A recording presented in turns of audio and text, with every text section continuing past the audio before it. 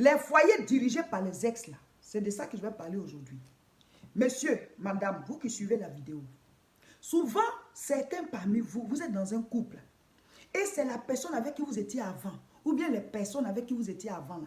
Ce sont ces personnes-là qui dirigent votre nouveau couple. Là. Les foyers dirigés par les ex. À quel moment vous allez en finir une bonne fois pour toutes avec vos ex? Pourquoi? Si tu l'as aimée, retourne avec elle. Souvent, la personne a refait sa vie, mais elle ne te lâche pas les baskets. Elle a refait sa vie, mais elle ne te lâche pas les baskets. Elle est dans un autre couple, mais en même temps, elle veut te diriger ici. La personne est dans un autre foyer, mais en même temps, elle veut avoir l'œil sur toi. Vos ex, là, il faut qu'on en parle. Vous êtes dans des foyers et vos conjointes agonisent à cause d'une autre femme ou bien à cause d'un autre homme avec qui vous n'êtes plus. Et la personne est là-bas, c'est elle qui tire les ficelles. Vous êtes comme des marionnettes manipulées par vos ex. C'est quoi le problème? La Bible dit, quiconque met la main à la charrue et regarde en arrière n'est pas digne du royaume des cieux. On dit ex, on dit ex. Mais pourquoi la nouvelle relation doit souffrir de cette personne? Pourquoi la nouvelle relation doit souffrir des manipulations de celle qui est passée ou bien de celui qui est passé? Il faut qu'on en parle. En tant que pasteur, je reçois trop de messages. Les gens pleurent, des femmes qui pleurent, des hommes qui pleurent. Parce que tu es avec quelqu'un qui est accroché tout le temps au téléphone avec son ex. Tu es avec quelqu'un qui est accroché tout le temps au téléphone avec son ex. Mais laissez tomber cette relation, retournez de l'autre côté. Mais non, souvent l'ex l'a refait sa vie. Hein. Mais pendant que la personne est là-bas, elle veut manipuler ici en même temps. Pourquoi? Ce n'est pas la sorcellerie ça. Et vous aussi, vous vous laissez manipuler. Donc vous, vous êtes des pneus secours. On vous maintient. Si l'autre côté ne marche pas, on va revenir. Et l'ex va revenir détruire ton nouveau couple. Et la pauvre personne qui est avec toi, c'est elle qui va payer les pots cassés. Parce que tu n'arrives pas à te libérer définitivement de cet ex ou bien de ce texte-là. C'est quoi le problème avec vos ex? Souvent, vous dites que vous êtes chrétien. Vous êtes marié dans le Seigneur. Mais les ex par-ci, les ex par-là. Les numéros de téléphone, les messages sur WhatsApp, les photos des ex, on les affiche. Dès qu'il y a une petite histoire, on affiche la photo de l'ex. C'est quoi vos problèmes? Vous détruisez les enfants des autres dans les couples là. Les gens ils sont couchés, leur oreille est mouillée parce que le monsieur il est là-bas, il est sur le téléphone. Tu es avec une femme, tu es manipulé par ton ex.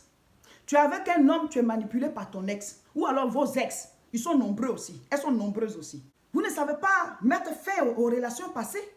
Si la personne t'aime, pourquoi elle t'a quitté? Si elle t'aime, pourquoi elle t'a quitté? Vos ex là, il faut qu'on en parle. Vous ne pouvez pas bâtir des relations sérieuses. Parce que vous êtes tenus comme des marionnettes. Dieu merci, il y a des hommes bien. Dieu merci, il y a des femmes bien. Dans leur vie, ils ont rencontré des personnes, ça n'a pas marché. Ils ont mis fin à ça définitivement. Et ils sont dans une relation qu'ils sont en train de bâtir de tout leur cœur. Et ça va bien. On n'est pas ensemble pour s'auto-détruire. On est ensemble pour pouvoir s'aimer, bâtir une vie, se bâtir l'un et l'autre. Mais non. Vous avez la main comme ça sur le volant et vos têtes là sont tournées. Mais qu'est-ce que vous allez bâtir avec ce comportement? Et vos femmes souffrent, et vos hommes souffrent. Il y a des pleurs dans la maison. Comment Dieu va vous bénir? Pendant que celui avec qui tu vis, pendant que celle avec qui tu vis là gémit, comment ta vie va évoluer? Comment tes projets vont prospérer? Comment est-ce que tu vas atteindre de longs objectifs? Comment est-ce que tu vas réaliser de grandes choses? Si la personne avec qui tu partages la chambre à coucher là, elle agonise, elle souffre tout le temps. Ce sont des gémissements qui montent vers Dieu. Parce que soit tu la trompes avec une nouvelle conquête, soit tu le trompes avec une nouvelle conquête. Le monsieur, il découvre des choses. Il voit un peu que tu caches un peu ton portable là. Il ne comprend rien. La femme aussi voit que tu caches. On rentre même aux toilettes avec le portable. On code le portable. On ne sait pas ce qui se passe. Soit c'est une nouvelle conquête, soit c'est une ex ou bien des ex. Et on ne comprend rien. Mais c'est quoi cette vie? Si ce n'est pas une nouvelle conquête, non, c'est une ex. Qu'est-ce qu'il y a? La Bible dit, sauvez-vous de cette génération perverse. Le monde est perverti. Toi qui dis que tu es chrétien, là, normalement, tu ne dois pas te comporter comme ça. Nous sommes la lumière du monde, c'est ce que la Bible dit. Le monde doit nous regarder pour dire, voilà un exemple de vie. Le monde doit nous regarder pour dire, j'ai envie d'être comme ça. Quand on dit, on va être sauvé, là, c'est sur la terre ici déjà qu'on voit qui sera sauvé. Hein. La Bible dit, vous les reconnaîtrez. La Bible dit, vous les reconnaîtrez à leurs fruits. Il y a aussi le cas des ex qui ont des enfants avec la personne. Le monsieur, il a eu une ex ou bien des ex avec qui il a eu des enfants. La femme aussi, peut-être qu'elle a eu des ex avec qui elle a eu des enfants. Mais je vais vous dire, les enfants, on ne dit jamais mon ancien enfant. Ce sont tes enfants. Donc, Quelle que soit la manière dont vous avez décidé de vous organiser, il faut prendre les enfants en charge, soit chez l'autre ou bien chez toi. Mais les enfants, vous ne devez pas les délaisser parce que vous n'êtes plus ensemble. Il faut qu'ils ne soient pas coupables de votre relation brisée. Mais il faut faire attention. Certaines ex utilisent, voilà, l'argument de l'enfant là pour manipuler votre nouvelle vie de couple. Faites très attention à cela. Il y a des ex spécialistes de cela. Elle va utiliser, ou bien il va utiliser l'argument de l'enfant pour détruire votre vie. Elle va mettre des choses dans la tête de l'enfant pour que l'enfant n'aime jamais le nouveau conjoint, mais la nouvelle conjointe de la personne avec qui il était. Donc, tout le temps, il y a des problèmes. C'est comme si l'ex là-bas, elle tire sur les ficelles comme ça, elle manipule le petit, ou même manipule les enfants, ou bien la petite. Donc, toi, à qui appartient l'enfant, tu dois ouvrir les yeux. Tu dois ouvrir les yeux pour pouvoir mettre fin à cela. Vous comprenez? Mais souvent, votre nouvelle vie là, c'est carrément empoisonné par l'ancienne ou bien l'ancien. Mais on ne peut pas avancer comme ça. La personne avec qui tu es maintenant, elle n'est pas coupable de ta vie passée. Vous faites souffrir les gens. Je reçois trop de messages. Des ex qui utilisent l'argument, non, non, non, viens chercher ton enfant, juste parce qu'elle veut être avec lui. C'est comme si elle veut reprendre l'ancien feu là, mais tu es déjà avec quelqu'un. Et vous partez, restez chez l'ex là, non, et vous prenez pour argument l'enfant. Vous voulez raviver les nouvelles flammes et la personne qui est là. Comment, qu'est-ce qu'elle a fait? Non, les histoires d'ex là, il faut en finir une bonne fois pour toutes. Si vous les aimez, pourquoi vous les avez quittés et vous venez prendre une autre personne pour la mettre au milieu et puis la personne souffre? C'est quoi le problème? L'être humain coûte très cher à Dieu. Ce que vous faites là, vous allez payer pour ça. Chacun de nous va rendre compte des mauvais actes qu'il a posés. Surtout quand ça détruit une autre personne. Faites attention. Dieu, il va nous juger. Vous partez prendre les enfants des gens, vous dites que oui, je t'aime, vous déclarez plein d'amour, alors que vous avez des personnes qui vous manipulent dans votre vie. Qu'est-ce qu'il y a? Soyez responsables. Décidez de comment gérer les choses et mettez de l'ordre, mettez des règles de vie. Avec l'ex là, elle ne peut pas être là-bas, ou bien il ne peut pas être là-bas, puis diriger votre nouveau couple. Même s'il y a des enfants, il faut s'entendre. On ne rejette pas les enfants. Nous tous, on était enfants avant de devenir grands. Donc, les enfants ne sont pas coupables. Mais il faut s'entendre. Il ne faut pas que l'ex utilise l'argument de l'enfant là pour venir vous polluer la vie tout le temps. Elle est là-bas, puis c'est elle qui dirige votre couple, qui dirige votre foyer. Souvent, elle manipule l'enfant. Elle amène l'enfant à faire des choses. Elle amène l'enfant, elle pousse l'enfant, ou bien il pousse l'enfant à faire des choses. Donc, toi à qui appartient l'enfant là, c'est toi qui dois regarder ce qui se passe par rapport à ton ex. Qu'est-ce qu'elle fait en train de pourrir la vie à ta nouvelle femme, bien à ton nouveau mari. Et maintenant, vous allez détruire encore cette relation. Vous allez aller de conquête en conquête, de foyer en foyer, avec plusieurs ex derrière vous sur votre chemin. Parce que vous vous faites manipuler sur le chemin par d'autres. Attention. Voici l'histoire qu'une dame a racontée. Elle dit que son mari et elle, quand ils se sont rencontrés, il n'y avait personne dans sa vie. Mais il lui a dit qu'il a eu un enfant avec une dame. Mais que l'enfant, il aurait, je ne sais pas, 3 ou 4 ans. Elle a dit, ok, il n'y a pas de problème, moi, je n'ai pas encore d'enfant. Ben, donc, c'est comme ça, ils ont commencé à se fréquenter et tout. Elle venait de finir, lui, il travaillait déjà. Et donc, ils se sont installés et puis après, ils se sont mariés. Donc, elle a dit, bon, qu'est-ce qu'on fait pour l'enfant? Elle dit, moi, ça ne me gêne pas, comme c'est ton enfant, qu'il vienne à la maison, en attendant que moi aussi, je vais faire d'autres. Voilà, comme ça, la famille va vivre ensemble. Il dit, ah, c'est gentil.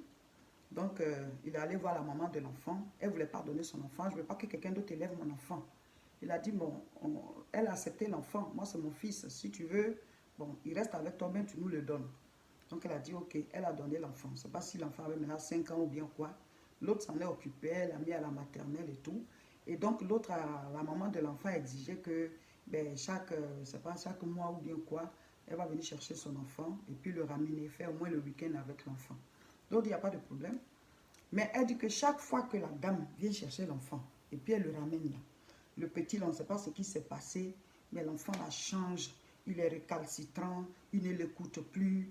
Pourtant, elle a commencé vraiment à tisser une bonne relation avec lui. Pas qu'elle veut le séparer de sa maman, mais elle s'est dit que j'ai aimé un homme, c'est son enfant. Donc, elle joue son rôle de mère.